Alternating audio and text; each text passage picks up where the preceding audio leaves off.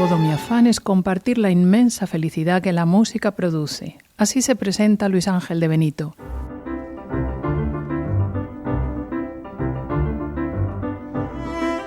Luis Ángel de Benito es exprofesor del Real Conservatorio Superior de Música de Madrid, presentador y conferenciante en la Orquesta Nacional de España y de la Universidad Internacional de Valencia. Pero lo que quizá mejor describe a este músico, profesor y divulgador, además de su enorme conocimiento, es cómo lo explica. Y es que la música es un misterio. ¿Qué beneficios hay en dedicar tiempo y energía a la elaboración de ruidos breves o ligeros o sentirse triste cuando nadie ha muerto? Hasta la fecha se han hecho muchas sugerencias. La música une a un grupo social, coordina la acción, intensifica el ritual, libera tensiones.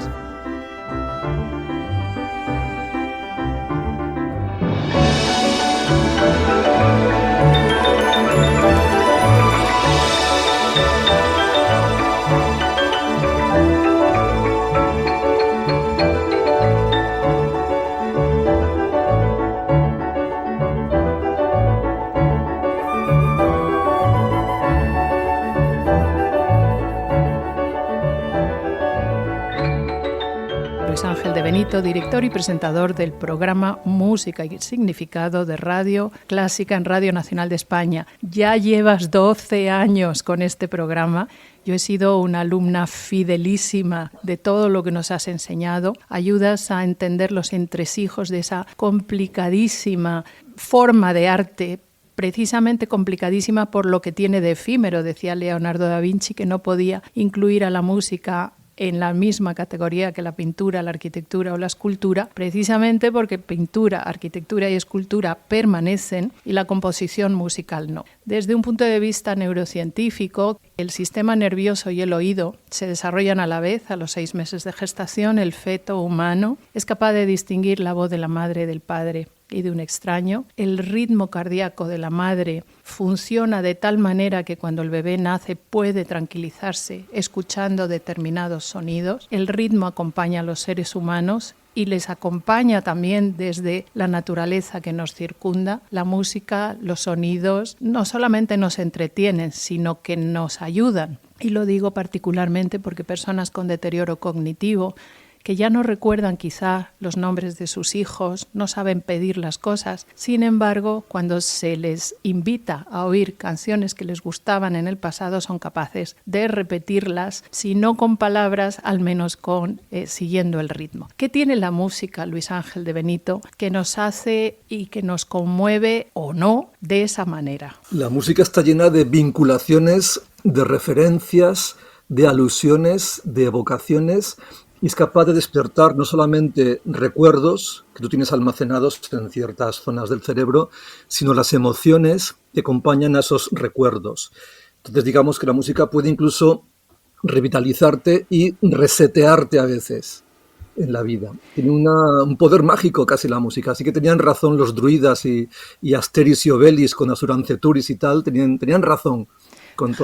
Yo no sé si nos puedes ayudar a indagar un poquito más en por qué la capacidad musical se considera una más de las capacidades de la inteligencia. Esto es una cosa que Gardner, el gran investigador sobre inteligencia humana, ha añadido porque anteriormente faltaba esta capacidad musical. ¿Qué tiene la capacidad musical que hace que ahora mismo se haya descubierto que ningún intérprete o compositor de música pierda inteligencia con la edad, sino que la gana a no ser que se drogue, claro, en cuyo caso desaparecen todos los beneficios. Pero ahí tenemos a grandes directores de orquesta con muchos años dirigiendo de memoria o interpretando de memoria. Pues todavía está por descubrir en sus detalles, pero parece que sí, que funciona como una especie de fuerza independiente en el cerebro relacionada con otras capacidades, ¿no? La espacial, la constructiva, la del razonamiento lógico, la matemática incluso. Sin embargo, en cuanto a esencia sonora, digamos que evoluciona, se desarrolla por su cuenta. Y por esta razón lo que tú decías, por ejemplo, Rubinstein hasta los 90 y tantos años dio conciertos de piano, también Claudio Arrau, bueno, y muchísima gente. Y como tú también señalabas, ¿no? Es decir, la gente con Alzheimer lo último que pierde es el recuerdo de las canciones que cantaba de niño y de joven. No es extraño que a los niños pequeños, las madres, mientras les enseñan a hablar, les enseñan canciones. Entonces el habla y la capacidad de interpretación musical o de oído musical se desarrollan a la vez. ¿Qué pasa? Y esto me pregunto, si alguno de nuestros oyentes en este momento no ha recibido esa epigenética, es decir, ese espectro ambiental que ayuda a los niños a tener conexión con determinadas músicas, vamos a llamar clásicas o más cultas, que no sé por qué se llaman así, porque yo sé que a ti te gusta mucho el rock, ¿no? Y a mí también, por cierto. Cuando a uno le gusta la música, ¿le puede gustar toda la música? Pues esto ya va a ser algo en los espacios muy personales. Por ejemplo, a mí no me gusta toda la música y porque incluso tampoco me gusta todo el arte o toda la cultura. Yo soy selectivo. Yo más que decir que soy músico integral o algo así, no, yo busco de lo que la humanidad produce, lo que sea positivo para su desarrollo, lo que te haga más sensible, lo que te haga más abierto, lo que te haga más interesado, más empático, más empática hacia otras cosas. Esto es lo que yo valoro. Si la cultura me lo ofrece, adelante. Si me lo ofrece el fútbol, pues el fútbol. Yo es que no soy nada futbolero, pero hay gente que le encanta esto. Es decir, lo que te aumente a ti tu capacidad humana, tu sensibilidad, adelante. Ahora, hay zonas de lo que se llama cultura o espacios de lo que se llama cultura que a mí no me atraen nada, no me ayudan a crecer. Y pasa igual con la música, con la literatura. No, es que hay que apoyar la literatura. Bueno, pero usted especifique qué tipo de literatura quiere que yo apoye. No es que hay que apoyar la cultura. Bueno, pero vamos a ver, cultura es todo. La ablación femenina es cultura. ¿Qué hacemos? ¿Apoyamos la cultura o seleccionamos de aquello que la cultura nos ofrece lo que te haga crecer como ser humano? Ahí está, estamos entrando en el asunto de la música clásica. Por cierto, en España tenemos una música clásica, entre comillas, que se llama zarzuela, que, oye, que poca gente aprecia y, sin embargo, qué maravilla, ¿no?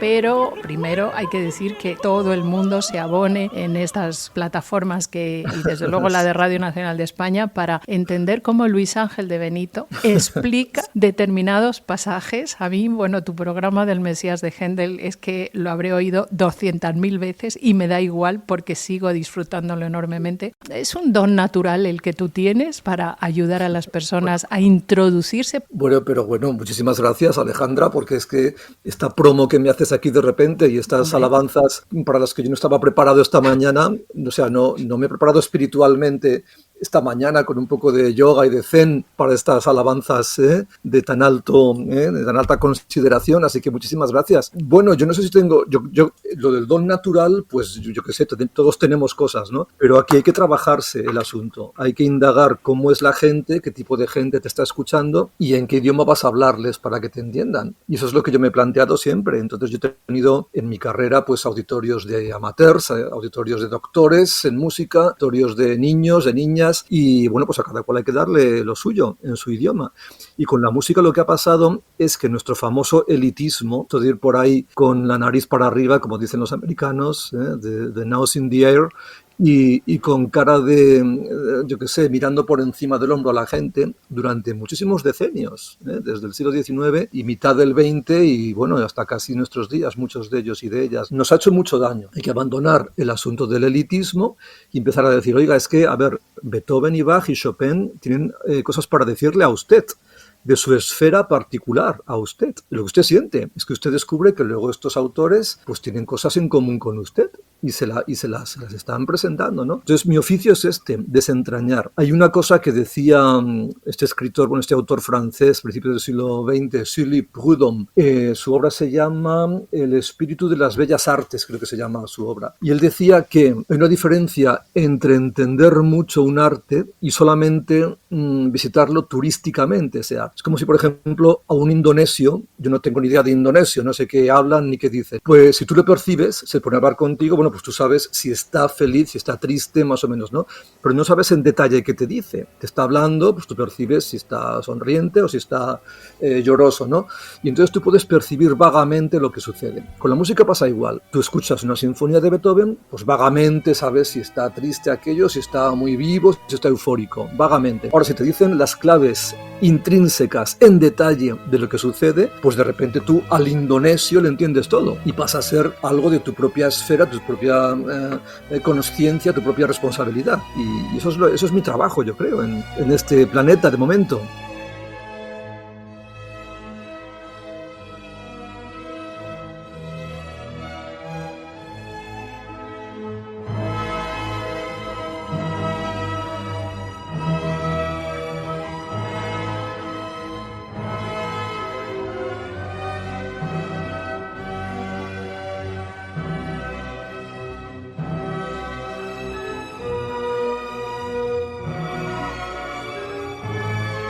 A ver si coincidimos o disentimos en nuestras opiniones. ¿Tú qué opinas de escuchar música como sonido de fondo? Bueno, pues me parece genial, me parece estupendo. O sea, hay un tipo para... Sí, hay un tipo para cada cosa. Pues mira, hay un doctor que se llama Ángel Escudero, que él trabaja la noesiterapia, es decir, la curación por el pensamiento. Bueno, cosas suyas que parece que dan resultado a muchos pacientes, ¿no? Y él pues hace unas grabaciones con su voz, de que usted no sé qué, propóngase controlar los pensamientos de no sé cuándo y tal, ¿no? Y dice que aunque esas grabaciones de su voz las pongas de fondo, mientras te preparas el flan o el postre, que también funcionan.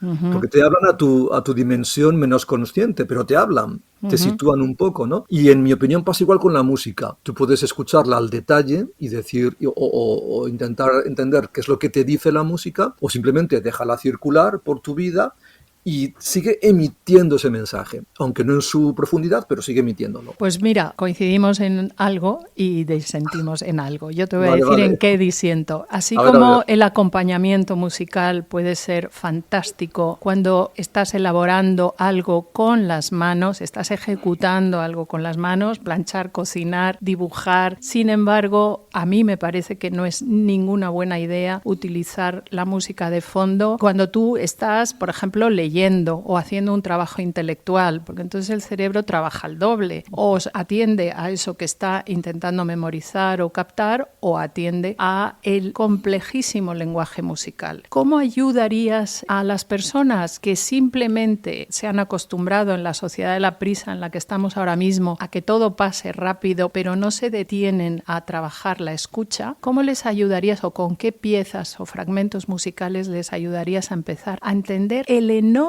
diálogo que se produce en cualquier pieza musical, sobre todo clásica, donde violines, cuerdas, vientos, percusión, voces humanas dialogan entre sí y cuentan una formidable historia? Bueno, mira, a la primera cosita que hablábamos, no disentimos, ¿eh? Estamos de acuerdo. Es decir, una cosa es preparar tu postre y con la música de fondo, y otra cosa es estar estudiando o estar leyendo una novela que te cautive, que tiene muchos intríngulis narrativos, y ahí chocan las dos fuerzas. Ahora bien, me dicen mis amigos que son amateurs, amigos y amigas amateurs, es decir, que no saben, escuchan a Mozart y no saben cómo está estructurada la sinfonía, que le viene muy bien de fondo para estudiar, no les estorba, les concentra, ¿no?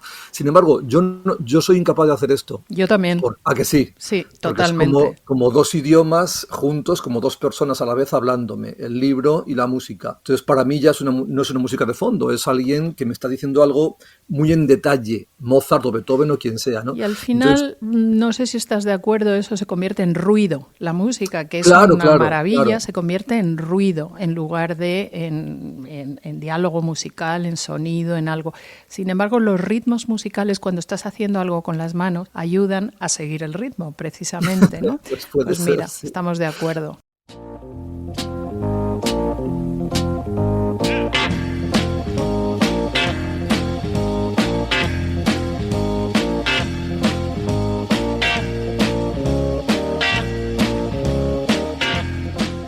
Sí, bueno, en un punto sí.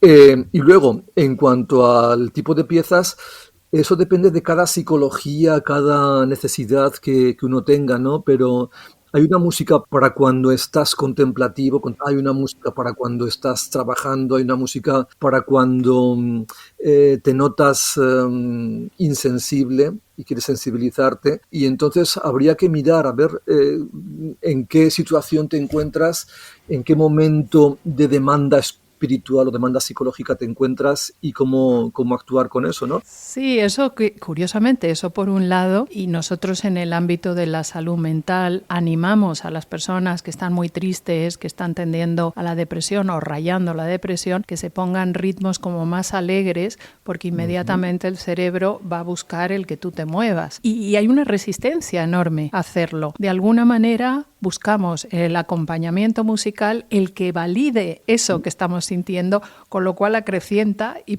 se profundiza mucho más. Es decir, si yo estoy triste, encima me pongo música con la que se me saltan las lágrimas, lejos de curarme lo que estoy, es como encontrando en la música un interlocutor que me dicen, es correcto estar triste, déjame llorar contigo. Entonces no sales de ese estado nunca. Es muy curioso. Pero bueno, Luis Ángel, ayuda a nuestros oyentes a iniciarse realmente. Vamos a ver. Mira, depende del tiempo que tengas. Si tienes los 30 y tantos minutos en tu vida para estarte con una sinfonía, hemos escuchado 1000 veces la Quinta Sinfonía de Beethoven. Eso es un greatest hit y está incluso hecho en rock y en todas partes. Sin embargo, si tú lo escuchas con el propósito con que Beethoven lo compuso, que es pasar de un estado de lucha obcecada, trágica, que es el primer movimiento, hasta el finale, hasta el cuarto movimiento, vas a encontrar que el tun tun tun tun, que es para abajo y suena casi tétrico, de combate casi lúgubre, ¿no?, contra tus monstruos, tus espectros, tus cosas, en el finale el tun tun tun tun se convierte en tun tun tun tun, tun tun tun tun. Entonces los 3 temas del finale tienen en el acompañamiento la inversión del tun tun tun tun. No solamente es una inversión de notas, que en vez de ir para abajo ahora van para arriba, sino que te invierte el sentimiento. Lo que es lucha trágica contra un destino que no se sabe muy bien cuál es, se convierte de repente en triunfo contra tus circunstancias, tus fantasmas, tus espectros, que son los que tenía Beethoven. Es la lucha contra su aislamiento social que le causaba la sordera, lucha contra la barrera que le ponía la sociedad para casarse con su amada, con Josephine, con Pepi Brunswick, que es como la llamaban Pepi. Todas estas frustraciones que eran los monstruos vitales de Beethoven, él sueña con que los derrota, y al soñar con que los derrota consigue hasta cierto punto, bueno, hasta grandísimo punto, derrotarlos en su vida. Entonces la música construye un escenario en que tú actúas y tú vences, y ese escenario tiene la capacidad, si tú te dejas llevar, de trasladarte a otro tipo de situación de triunfo en tu vida.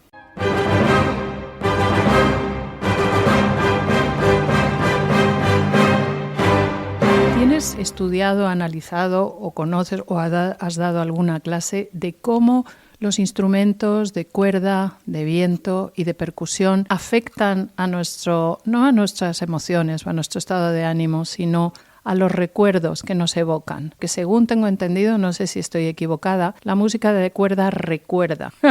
La música, lo digo porque Francis Ford Coppola, el director de cine, y hablaremos de cómo es el gran ayudante de los directores de cine, la música, la composición musical cinematográfica. Francis Ford Coppola decía que era su mejor ayudante de dirección, la música. Entonces en la película de Superman todavía no ha venido Superman, pero ya lo estás viendo venir por el cielo, anuncia el futuro, o por ejemplo me estoy acordando ahora de la obertura de Giuditta Triumphans de Vivaldi, que ya todas las trompetas ahí señalan que se va a montar una buena, ¿no?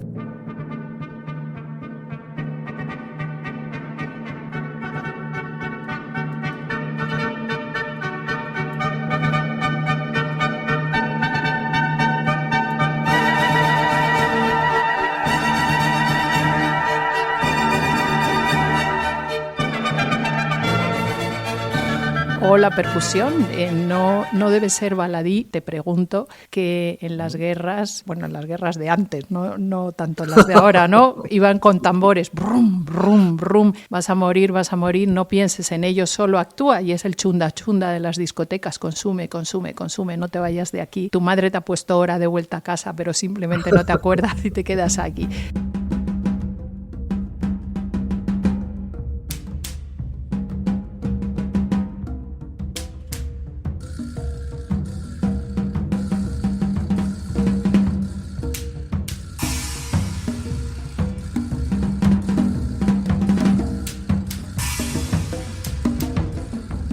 ¿Tú tienes estudiado algo de esto o realmente no? Bueno, sí, no hay estudios específicos que relacionen de manera científica psicología con instrumentación, que yo sepa, y si los hay, no han trascendido mucho. Sin embargo, tú lo has dicho muy bien, por la, digamos, etimología del sonido, que llega hasta nuestros días, el origen del uso del tambor, eso es el que tú has dicho, son o bien evocaciones contra las lluvias, a favor de las lluvias, o principalmente tambores de guerra, de batalla. Entonces te animaban, te fortalecían tu ánimo para enfrentarte a aquello. Y eso pasa en todas las culturas, no solamente en África, sino en toda Europa se han usado así, ¿no?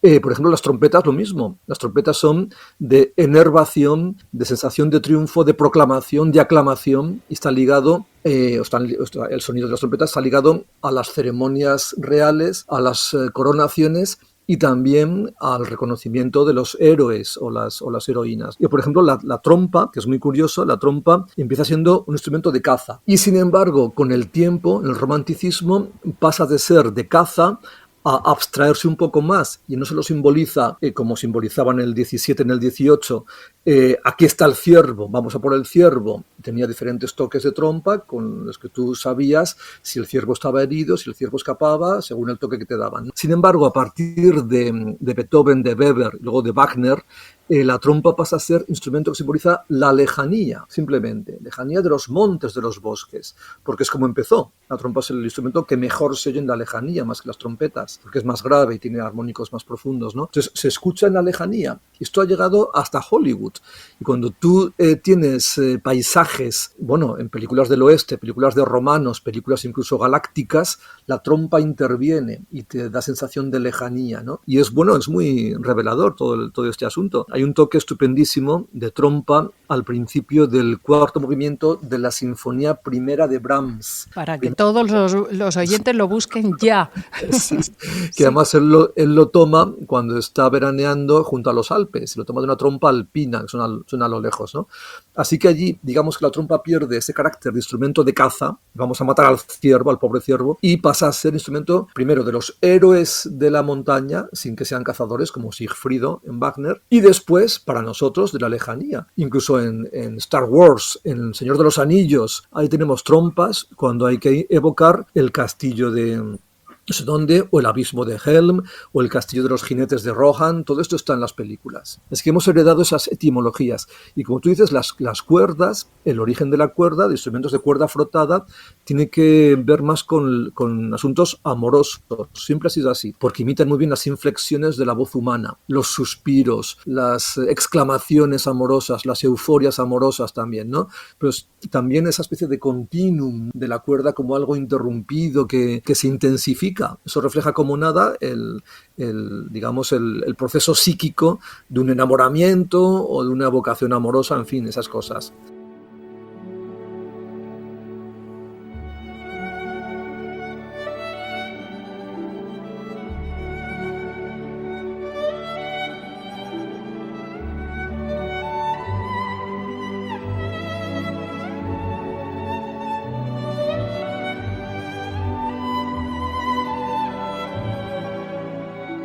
Así que sí, estabas en lo cierto. Sí, bueno, pues mira, qué bien acertar tanto. Bueno, le pasaba a algún pintor conocido que asociaba los sonidos musicales con un color. Entonces es un ejercicio también interesante oír una determinada melodía y decir, ¿esto qué color tendría? Si yo, por ejemplo, estuviera pintando, ¿no? No sé si algo de eso es relevante en este momento, pero ¿qué influencia tiene la voz humana en la intervención durante, pues no sé, una pieza musical, canto coral? Yo como canto en un coro, pues entonces barro para casa en esto que te estoy preguntando en este momento.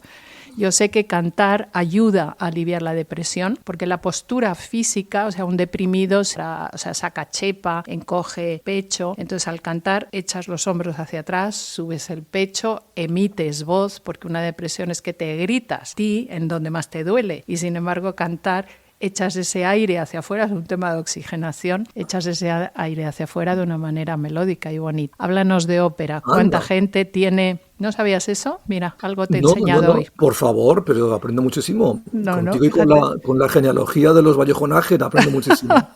Sí, una persona que se deprime siente una rabia y se grita hacia adentro, pero se grita donde más le duele. Entonces la manera es que grite hacia afuera. Puede gritar y agredir o puede emitir voz bellamente, y entonces el movimiento físico es igual que si vas a agredir a alguien, pero lo que haces es beneficiarte tú y beneficiar al otro.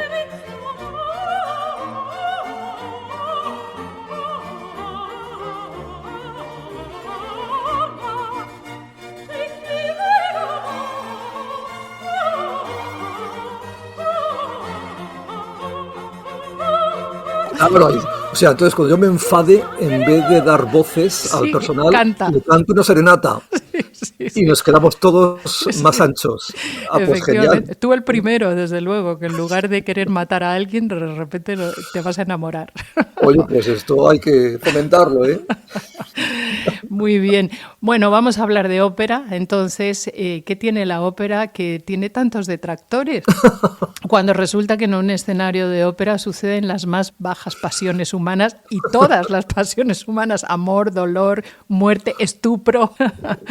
De todo, de todo. ¿Cómo nos aproximamos? La ópera, lo que ocurre es que lo que más ha estorbado a la ópera, en mi opinión, ahora bien, todos mis amigos y amigas operófilos igual van a achacarme lo que digo, ¿no? Pero lo que ha perjudicado ha sido el star system, el tener siempre en la boca, nunca mejor dicho, los nombres de los cantantes por encima de los nombres de los compositores. Qué bueno eso. Entonces, claro, esto es como decir, pero es que a mí no me importan los detalles de cómo iba vestida Mirella Freni, cómo iba vestido Pavarotti y qué le pasaba al protagonista. Es que me da igual porque me encanta la música tal y como la compuso Verdi o Wagner o Puccini, ¿no? Y entonces esto de poner por encima estos nombres, en mi opinión, ha tirado mucha gente para atrás de los detractores de la ópera. Ahora bien, sin embargo, a los que les encanta la ópera, esto es su pan de vida, esto es el pan de cada día, no pueden prescindir de estos nombres del star system y ser forofos de la ópera, o sea, tienen que continuar con los nombres y ahí va su camino. También lo que le sucede a muchas de las aficiones de las óperas, que se parecen mucho a las del fútbol. Yo soy de la Callas, tú eres de Caballé,